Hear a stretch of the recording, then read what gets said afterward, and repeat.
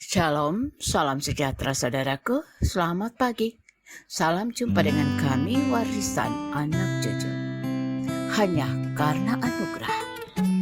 Sola Gratia, keselamatan oleh anugerah inilah yang ingin diangkat dan ditegaskan oleh Paulus kepada jemaat di Roma yang saat itu sementara bergumul juga dengan masalah keselamatan melalui hukum Taurat. Roma 3 ayat 21 dan 22.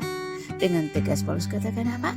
Manusia tidak dibenarkan atau diselamatkan karena melakukan hukum Taurat, tetapi semata-mata karena anugerah sola gratia.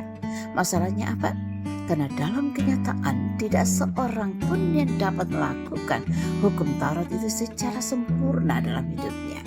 Karena dalam prakteknya semakin dia berusaha untuk menaati dan memberlakukan hukum Taurat secara lengkap dan sempurna, maka semakin terasa tidak sanggup melakukannya. Di sini jelas hukum Taurat tidak menyelamatkan. Apa kata firman Tuhan? Paulus dengan tegas katakan apa?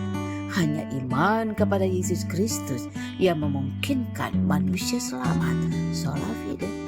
Sebab karena kasih karunia kamu diselamatkan oleh iman, itu bukan hasil usahamu, tetapi pemberian Allah. Itu bukan hasil pekerjaanmu.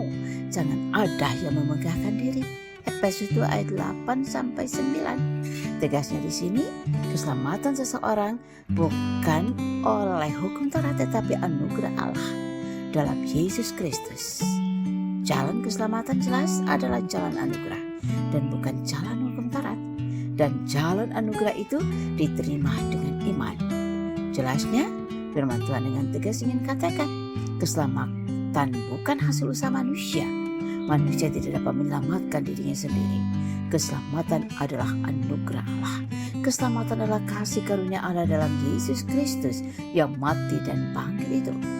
Manusia telah dibenarkan dengan cuma-cuma oleh Kristus Yesus. Roma 3:24. Menyikapi akan kasih karunia Allah ini sikap kita.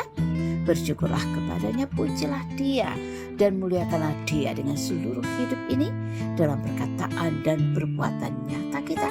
Sebagaimana Paulus katakan, demi kemurahan Allah aku menasihatkan kamu supaya kamu mempersembahkan tubuhmu sebagai persembahan hidup yang kudus dan yang berkenan kepada Allah.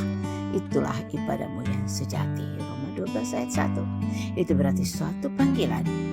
Jauhkanlah semua perbuatan yang tidak memuliakan Allah. Tuhan Yesus memberkati. Kita berdoa. Tuhan tolong kami untuk senantiasa bersyukur untuk kasih karunia-Mu dalam Yesus Kristus Tuhan kami.